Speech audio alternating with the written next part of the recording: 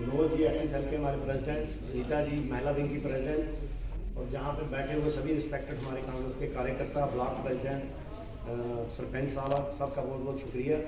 हमें 2 मिनट लिया तो मैं 2 मिनट में बात खत्म करूँगा।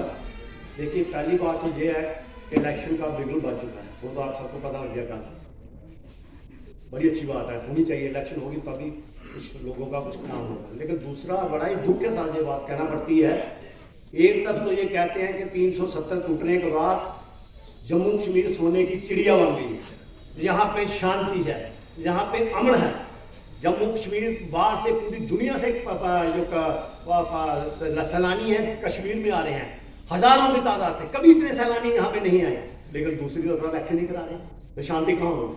अगर शांति होती है आप स्टेट की इलेक्शन, पार्लियामेंट की इलेक्शन के साथ ही स्टेट के इलेक्शन में अनाउंस कर देते, तो फिर तो पता लगता है शांति। इसका मतलब शांति नहीं है, ये आपके दिखावे में है, सिर्फ दिखावा कर रहे हैं आप। दूसरी बात मैं क्या कहना चाहता हूँ, बल्ला साहब भी गौर से सुने। देखिए, जैसे सर्वे होता है ना, हम भी लोगों से मिलते रहते हैं, तकरीबन 90% लोग जहाँ मेरे भी बातों हैं उनसे भी मिलते रहते हैं, सब लोगों से मिलते रहते हैं। बल्ला साहब, मैं एक बात दावे से कह सकता हूँ आपको, अगर आप कैंडिडेट हुए, कोई माई का आपको नहीं हिला सकता। लेकिन अगर पार्टी का जो डिसीजन होगा आप मानेंगे, लेकिन अगर दूसरा आपकी जगह कैंडिडेट होगा, उसका जीतना मुश्किल है। मुझे अगर कोई सलाह देनी थे, लेकिन आप कैंडिडेट होंगे, 90% आपके लोग साथ जुड़े, चाहे तो विरोधी भी है। बीजेपी साथ लोगों के साथ ही मेरे यारी दोस्ती बीजेपी में रहते हैं, वो कहते हैं कि जुगल शर्मा को वोट नहीं देंगे, चाहे हम बीजेपी के कट्टर भी हैं। अगर बल्ला साहब होंगे, हम उनको वोट देंगे, उनके साथ काम भी करेंगे। ये आपके लिए सबसे बड़ी बात है। लेकिन जहां शोषण चल रहा है कि दूसरा कैंडिडेट, ठीक है, पार्टी का डिसीजन होगा, हम मानेंगे। लेकिन मैं आपसे रिक्वेस्ट करता हूं, हमें आपके पास जाना पड़े दिल्ली, जिन लोगों को जाना पड़े दिल्ली, लेकिन कैंडिडेट आप ही होंगे, हमें 100% यकीन भी है, तो आपको कोई माई का लाभ नहीं करा सकता, ये हम दावे से कह सकते हैं। दूसरी बात जो मैं आपको कहना चाहता हूँ लास्ट में, क्योंकि समय नहीं है, लास्ट में कहना चाहता हूँ, ये लॉकेट बॉन्ड जो हजारों करोड़ों का घोटाला हुआ है, लेकिन आम जनता को पता ही नहीं। जो गरीब जनता वो तो आटा मान के करेगी, उसको बताना चाहिए कि कितना चंदा इन्होंने लिया। ये तो आप शुक्रिया अदा करें। एसबीआई ने तो जून का समय मांगा था, बीजेपी ने वो दबा देना था। आप शुक्रिया अदा करें उस भगवान का, उस जस्टिस का चंद्रचूड़ का, जिसने इनको नंगा कर दिया। हम उसका जन्म उसका उनको सलाम करना चाहते हैं कि वो बीजेपी के मुकाबले में नहीं है।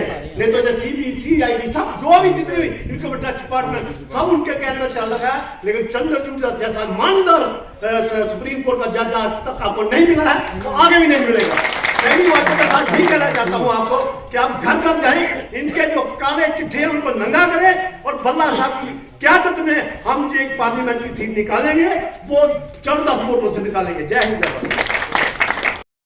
क्या कहना चाहते हो, जिस तरह से भाजपा ने 400 का नारा दिया हुआ है? भाजपा की करनी और कथनी में कितना फ़र्क है, इसलिए हम लोगों के बीच में यहाँ पे जा रहे हैं। और बड़े अफसोस की बात है कि कल इलेक्शन कमीशन ने 4 शेड्यूल अनाउंस किए और जम्मू कश्मीर की रियासत में सरकार ना बना पाए अपने इस रियासत की। असम्बली के चुनाव के सिलसिले में कोई जिक्र यहाँ पर नहीं किया। लोग महसूस करते हैं कि इनकी करनी कथनी में कितना फ़र्क है। 1 नेशन 1 इलेक्शन की नारे बड़े लगाते थे, आज टाइम फीस भाजपा की हो गई। ये बताना चाहते हैं लोगों को, जो ये कहते हैं वो करते नहीं। आज 48 घंटे का 48 मिनट का भाषण इलेक्शन अथॉरिटीज़ ने यहाँ पे किया, और 48 मिनट के भाषण में हम लोग उम्मीद लगा के बैठे थे कब जम्मू कश्मीर में असेंबली के चुनाव की घोषणा करेंगे। अगर पूरे लोकसभा के चुनाव हो सकते हैं और 26 से ज़्यादा बाई पोल असेंबली के इलेक्शन हो सकते हैं, 4 रियासतों के असेंबली के चुनाव हो सकते हैं, तो जम्मू कश्मीर में क्यों नहीं? इसलिए ये सवाल खड़ा होता है कि हम इसलिए कहते हैं लोगों को कि भाजपा ने हर एक ऑटोनमस बॉडीज़ को बुलडोज यहाँ पे किया, और राहुल जी जो कहते थे कि हर ऑटोनमस बॉडी को बुलडोज करने का काम और कॉन्स्टिट्यूशन को बुलडोज करने का काम ये भाजपा करती है। और भाजपा में दम होता है जो 400 के दावे करते हैं, तो जम्मू कश्मीर में भी चुनाव करवाते हैं। ये जम्मू कश्मीर की मिसाल है कि पाँव इनके उखड़ चुके हैं, इसलिए जम्मू कश्मीर में असेंबली के चुनाव नहीं करवा पाए।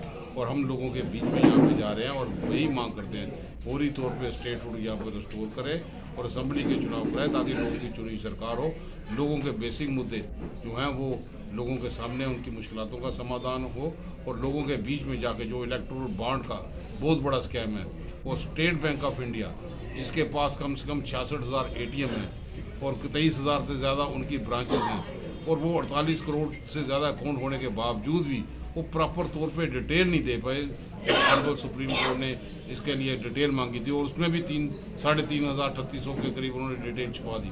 वो कौन है, किन लोगों को ठेके दिए गए, ये पर्दाफाश होने के बाद हमें लगता है कि भाजपा जो 400 के दावे करती है, इनकी ज़मानतें बचाना भी इनके लिए मुश्किल यहाँ पे होगा। हम लोगों के बीच में जा रहे हैं, हमें पूरी उम्मीद है कि लोग बड़ा बेसब्री से इंतज़ार कर रहे हैं इस इलेक्टोरल बॉन्ड को लेके, और ख़ास तौर पर जिस ढंग से जम्मू कश्मीर के लोगों को चुनाव से महरूम रखा, एक एक वोट डाल के वो इसका हिसाब लेंगे। यही सब मुद्दे लेकर जो कांग्रेस आगे बढ़ेगी और इंडिया गठबंधन को जीत मिलेगी आने वाले दिनों में। हाँ बिल्कुल जीत मिलेगी। ये लोगों का ध्यान भटकाने के लिए, एसपी का ध्यान भटकाने के लिए फौरी तौर पे ये ऐसे काम यहाँ पे करते हैं कि फौरी तौर पे चाहे सीएए हो या दूसरी चीज़ें हो, 4 साल तो ये सोए रहते हैं। लेकिन आज जनता जाग चुकी है, आज किसान जाग चुका है, यहाँ के रेफ्यूजी जान चुका है, जिनको 5.5 लाख रुपया दे के और 30 लाख की फाइलें बंद कर दी है। एक एक रेफ्यूजी वोट के समय वो अपना हिसाब जरूर लेगा जो उन्होंने जख्म दिए हैं। शुक्रिया।